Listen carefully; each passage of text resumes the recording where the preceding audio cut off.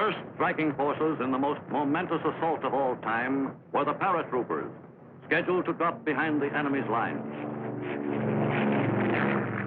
The 175,000 men who made up the air and ground forces for the cross-channel attack arrived at the various ports of embarkation on the English coast by June 3rd, under heavy guard.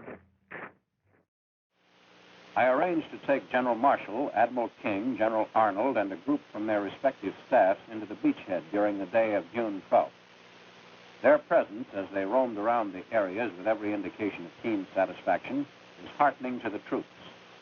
The importance of such visits by the High Command can scarcely be overestimated in terms of their value to soldiers' morale.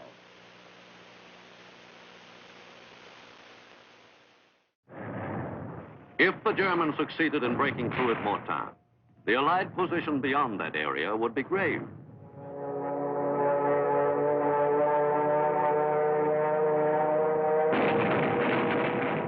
The air cooperation of the U.S. 9th Air Force and the RAF against the enemy attack was extraordinarily effective.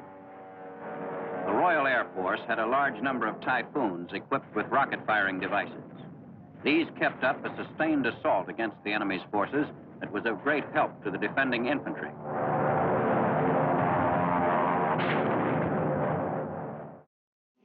The 20th century has been a fateful one for the Pacific world. As the midpoint of that century was reached, the attention of the entire world was focused on the Pacific Basin. In Korea, the course of the Earth's history was altered by the hundreds of thousands who fought in the cause of freedom on that battle-scarred peninsula. The country which served as the setting for the historic struggle between the forces of slavery and the forces of freedom lay thoroughly devastated.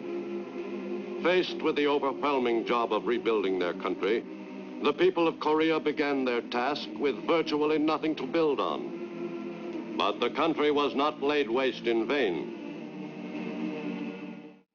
Throughout the war in the Pacific, the submarines of the U.S. Navy were manned by volunteers only.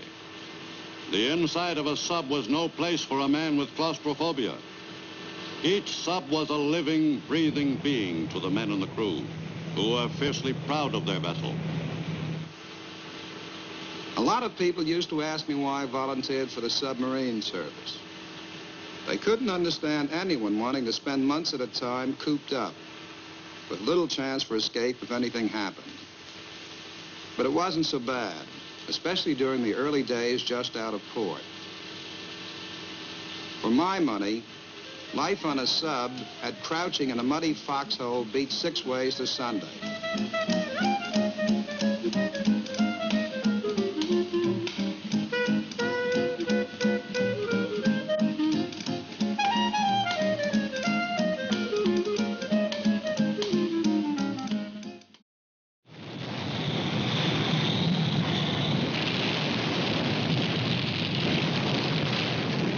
The Marines of the 28th Regiment spent 4 days in getting to the crest of the 556-foot-high mountain. Once again, the Marine spirit had been a prime factor in the capture of this difficult objective against great odds. On February 23rd, 1945, the Marines raised the U.S. flag atop Mount Suribachi as a signal to the troops below that the mountain was won. That flag was seen around the world.